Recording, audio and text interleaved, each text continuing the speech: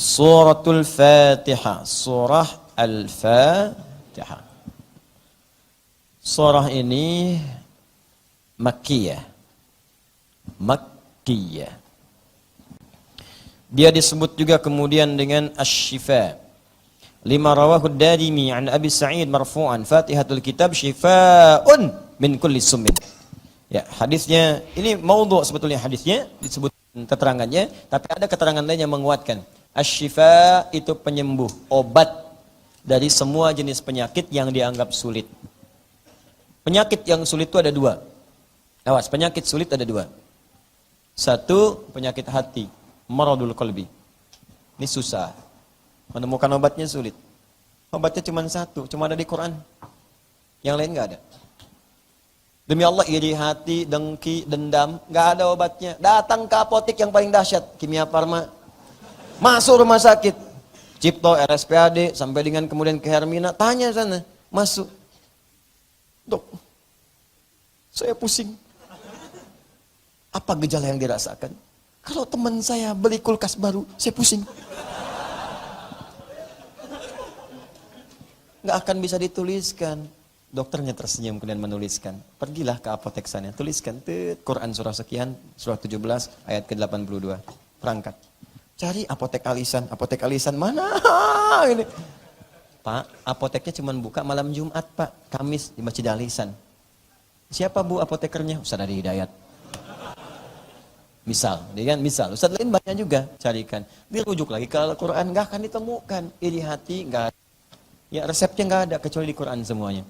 Adanya di situ, makanya Quran disebut dengan syifa. Wa nunazzilu minal Qur'ani ma huwa syifaa'un wa rahmatun lil mu'minin. Quran surah ke-17 ayat 82, paling kiri di pertengahan.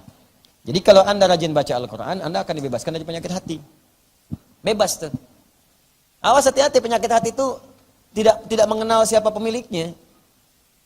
Jangan dikira koruptor misalnya, hanya koruptor saja yang punya penyakit hati. Hanya pencuri misalnya, tidak. Ustadz itu juga bisa kena. Kiai bisa kena. Penuntut ilmu bisa kena. Kalau sudah kena penyakit hati, bahaya. Ustadz kena penyakit hati, sudah. Jamaah harus saya saja, nggak boleh ke ustadz lain. Bahaya.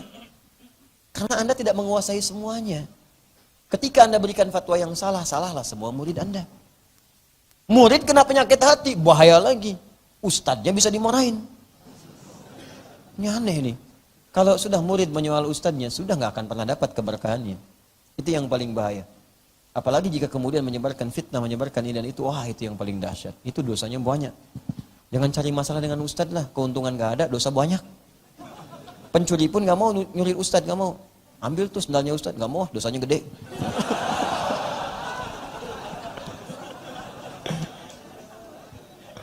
Paham ya? Syifa. Nah itu satu. Jadi kalau rajin-rajin baca Quran, penghafal Quran, insya Allah itu penyakit hatinya akan dihilangkan oleh Allah. Hilang. Kalau menghafal Quran masih ada penyakit hati, berarti menghafal Qurannya salah. Karena menghafal Quran itu kalau dekat dengan Quran, itu nggak akan ada seperti itu. Yang rajin baca Quran nggak ada penyakit hati. Makanya rajin-rajinlah pejabat, rajin baca Al-Quran. Rajin. Ya, maaf ini, pedagang, pengusaha, rajin baca Al-Quran. Supaya bisa paham, kalau orang lain bisa lebih maju, jangan sakit hati, belajar. Karena rezeki sudah ditetapkan, nggak usah marah-marah. Oh, sampai sibuk bikin rezeki orang, sampai nggak tidur semacam-macam, rezeki sendiri nggak dikejar pada akhirnya. Ketemulah rezekinya di rumah sakit, di opname, datang rezeki. Udah, capek penyakit hati itu, capek. Ya, kalau nggak percaya silakan aja, capek. Kalau sudah rezeki ditetapkan, apapun bentuknya, jodohkah itu, ya, apakah materi, sudah nggak apa-apa. Ya, sudah, kita perbaiki diri kita. Ambil Al-Quran, mendekat kepada Allah, bacakan dia, lalu bertawakal kepada Allah. Ya, minta kepada Allah. Ya Allah, sentuhlah ia tepat di hatinya, supaya ia jadi milikku untuk selamanya. Wow. Catat. Sal. Paham ya? Nah, itu asy-syifa. Yang kedua, syifa itu obat bagi penyakit fisik yang divonis tidak mungkin ada obatnya lagi. Penyakit fisik. Nah, yang kalian kan penyakit hati, ini fisik.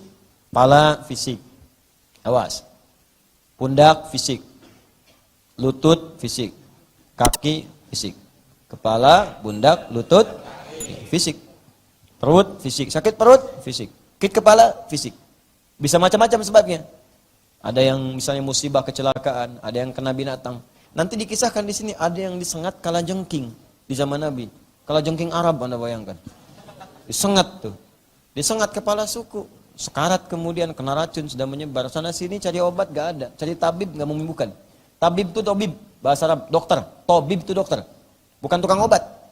Tabibun itu dokter. Bukan tukang obat, ingat. Di tabib misalnya kan. Obat mujarab. Mujarab itu bukan obat yang manjur asalnya. Dari kata jarraba yujarribu mujarrabun, yang sudah uji klinis. Yang sudah lolos uji klinis disebut mujarab. Makanya ada dulu obat mujarab, artinya obat yang sudah lolos uji klinis. Cobain pada tikus, cobain pada hewan ini, cobain pada hewan-hewan yang kira-kira ada sedikit kemiripan misalnya dengan manusia dari beberapa aspek. Cobain. Konsumsi oleh sebagian, bagus. Berapa dosisnya? Sekian, mujarab, sebarkan di masyarakat. Obat mujarab. Ya.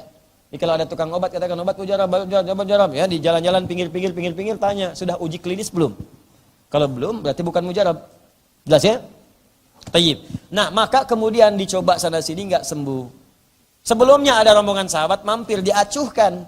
Begitu nyari kemana-mana kemudian tersengat itu oleh kalajengking tadi, enggak ada yang bisa menyembuhkan, dikejar lagi lah kemudian rombongan sahabat tuh, rombongannya. Ditanya, adakah di antara Anda yang mampu menyembuhkan?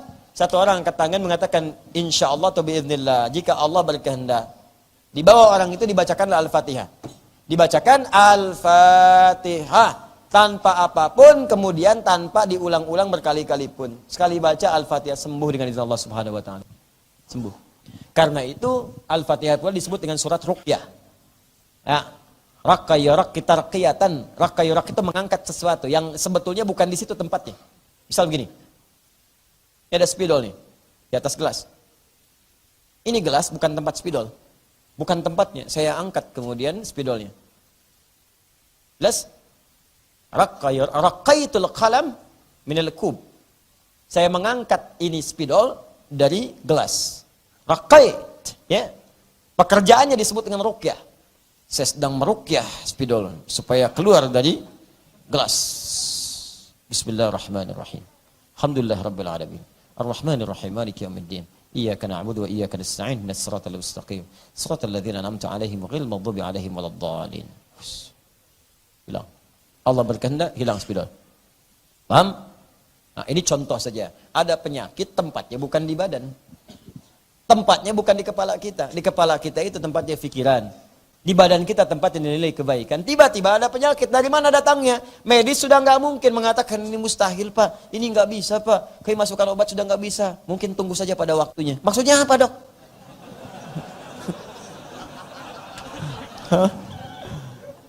Lalu kita beralih kepada Al-Quran. Dia wa yuqalu laha ruqyah. Li hadis Abi Sa'id fi sahih. Ya?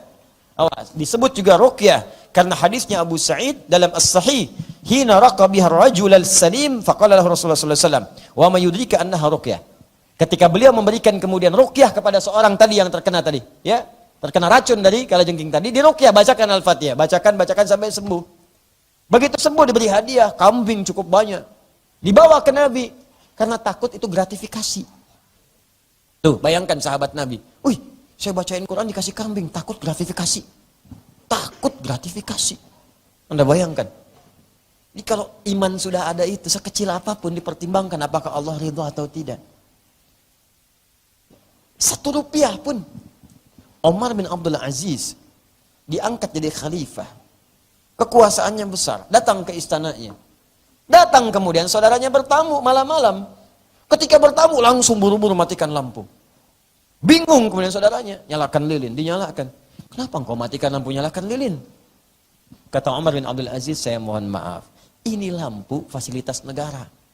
Anda kan datang ke sini sebagai pribadi karena saudara. Karena bawa keperluan pribadi, maka saya pun menggunakan hak pribadi yang punya saya. Lilin saya nyalakan. Saya takut ketika saya gunakan lampu, hisabnya berat di sisi Allah Subhanahu wa taala. Karena itu milik negara. Wah, kalau seperti itu aman kehidupan. Tidak ada plat merah digunakan kepentingan pribadi. Maaf. Ya, contoh. Spesifiknya apa Ustaz? Oh, tidak perlu. Ya, tidak perlu. Itu contoh saja dan bisa dirasakan oleh masing-masing. Kecuali negara mengizinkan, silahkan. Digunakan untuk kepentingan tertentu. Kalau tidak, jangan dipakai. Berat di mata Allah Subhanahu wa Ta'ala. Berat hukumannya. Hati-hati.